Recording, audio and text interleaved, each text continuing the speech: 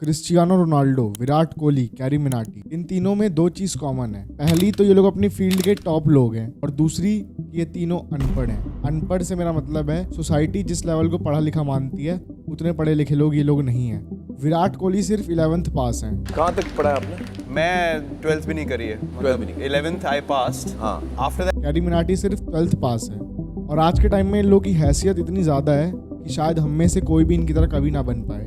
और रोनाल्डो को तो ये तक नहीं पता कि सब्जेक्ट का मतलब क्या होता है। What was your favourite subject at school? Subject?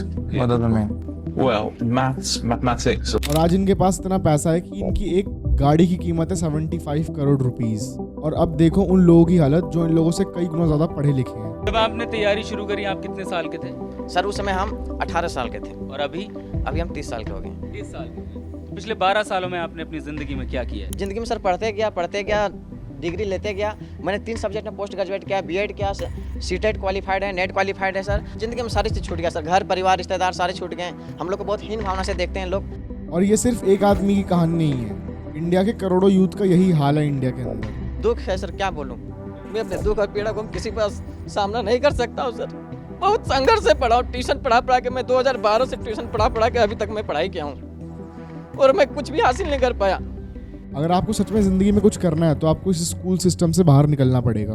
आप जितने भी लोगों को देखो जिन लोगों ने अपनी लाइफ में बहुत कुछ बड़ा अचीव किया है, उन लोगों की वो अचीवमेंट इस स्कूल सिस्टम से बाहर निकल के ही मिली है। Bill Gates college drop out, अंधा पैसा।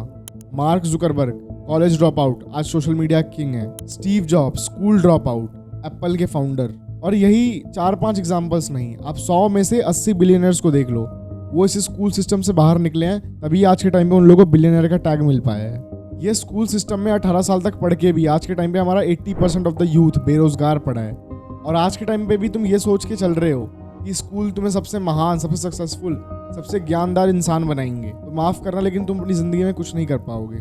क्योंकि स्कूल्स का कॉन्सेप्ट जिन लोगों ने इन्वेंट किया उनका मेन मकसद ही था स्कूल्स में गुलाम पैदा करने का, ताकि ऐसे लोगों को बनाया जा सके जो उनकी हर कमांड पे उनकी बात माने। स्कूल बनाने का पर्पस ये था कि उसमें से पढ़ के एक बच्चा एक प्रॉपर सोफिस्टिकेटेड नौकर बन के निकले जो अपने बॉस की हर एक कमांड माने। तो जानते हैं आज की वीडियो में कैसे ये स्कूल्स आपकी इंटेलिजेंस और आपकी पर्सनैलिटी को ख़त्म करके आपको एक सोफिस्टिकेटेड गुलाम बना रहे हैं।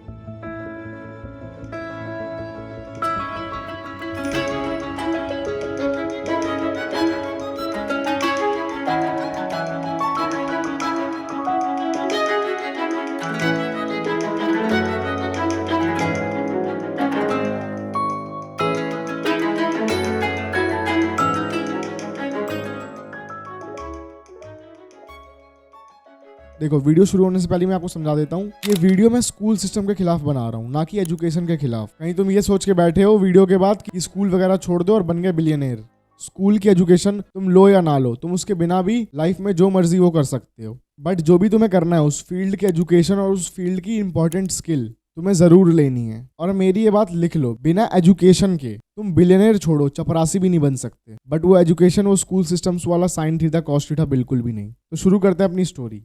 तो इस स्टोरी की शुरुआत होती है 1806 में। नेपोलियन और पर्शिया के बीच में वॉर होती है। रशिया की सेना नेपोलियन से बहुत बड़ी होती है, लेकिन फिर भी नेपोलियन ये वॉर जीत जाता है। और इसके पीछे का रीज़न था कि भले नेपोलियन की सेना पर्शिया से छोटी थी, लेकिन नेपोलियन का हर एक सैनिक उनके लीडर की बात फॉलो करके लड़ रहा था। वहीं पर्शिया के कमांडोज बिना लीडर की बात सुने हुए अपनी मर्जी से लड़ रहे थे। इस वॉर को हारने के बाद पर्शिया को अपनी आधी टेरिटरी नेपोलियन को देनी पड़ती है। अब फ्यूचर में ऐसा कुछ भी ना हो, इसलिए पर्शिया के लीडर्स एक सिस्टम बिल्ड करते हैं। एक ऐसा सिस्टम जिसके अंदर एक आदमी उतना ही बोले जितना उसे सिखाया जाए, उतना ही करे जितना उसे बताया जाए।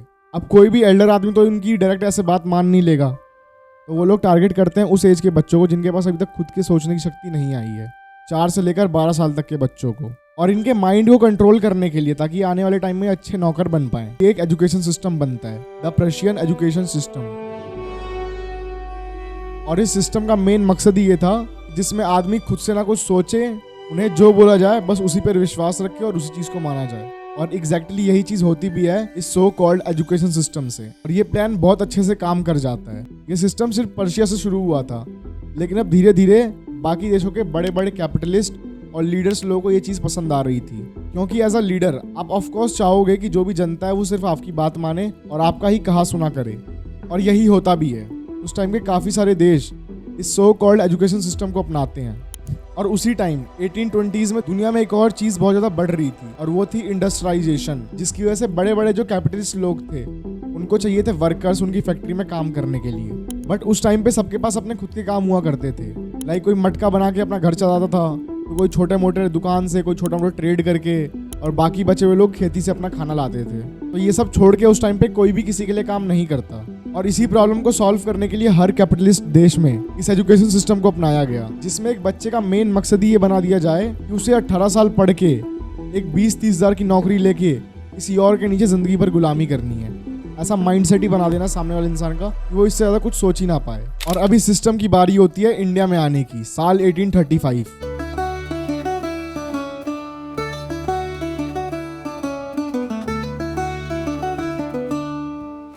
ये एजुकेशन सिस्टम इंडिया में भी इम्प्लीमेंट किया जाता है और इस सिस्टम को लाता है ये आदमी थॉमस बी मैकले।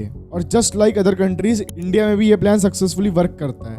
वो भी इस हद तक वर्क करता है कि इंडियन खुद इंडिया में होके अंग्रेजों की बातें मान के अपने ही देश के लोगों पर अत्याचार करते थे।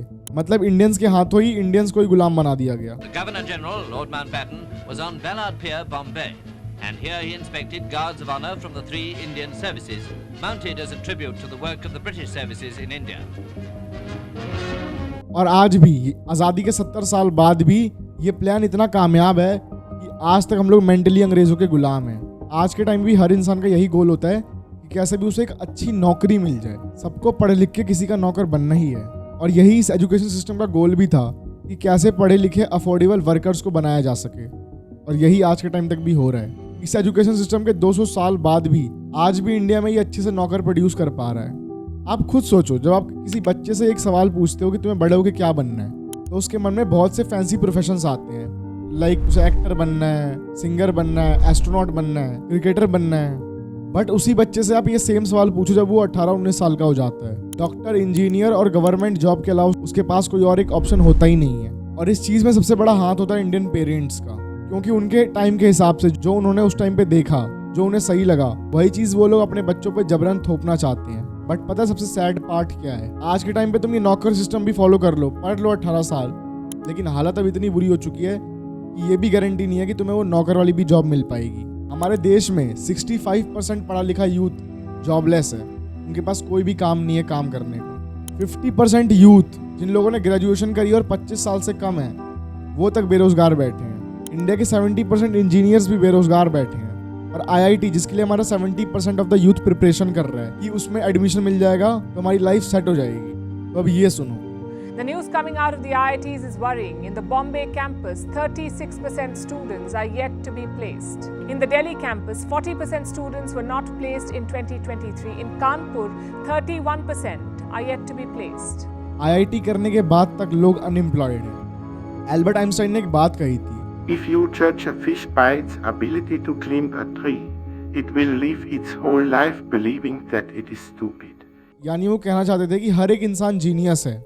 बट अगर आप एक बंदर को बोलो कि वो पानी में रहे और एक मछली को बोलो कि वो पेड़ पे चढ़े, तो वो दोनों जिंदगी भर यही सोचते हुए बिता देंगे कि वो लोग किसी काम के नहीं है, वो लोग बददिमाग हैं। इसीलिए हर एक आदमी एक अलग फील्ड के लिए बना होता है। महाभारत के टाइम पे भी गुरु द्रोणाचार्य ने पांडवों को उनको उनकी काबिलियत के हिसाब से उनको कला सिखाई।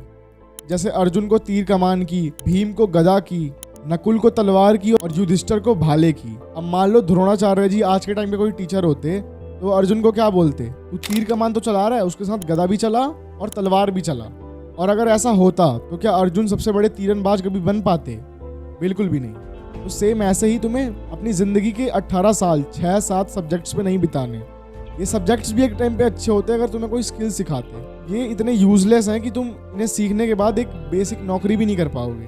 तुम्हें सिर्फ करना है तो सिर्फ एक स्किल में मास्टर बनना है। तो अब क्या तेरी बात मान के हम लोग स्कूल कॉलेज छोड़ दें? करोड़ों लोग स्कूल जा रहे हैं, कॉलेज जा रहे हैं, वो सब पागल हैं? तो मेरे दोस्त, आप अभी तक मेरी बात नहीं समझे। आपको एक स्टोरी सुनाता हूँ। गैलीलियो गैलीली, इन्होंने ये बताया था कि अर्थ सन के चक्कर लगाती है।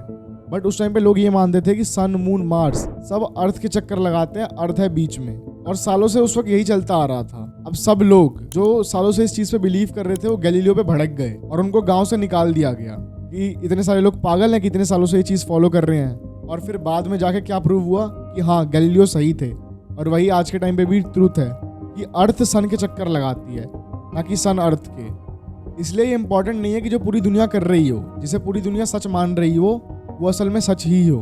अगर दुनिया के बिलीफ्स मानोगे तो उसी दुनिया की भीड़ में एक बन के रह जाओगे, और अगर अपना खुद का रास्ता बनाओगे तभी इस दुनिया से अलग हो पाओगे।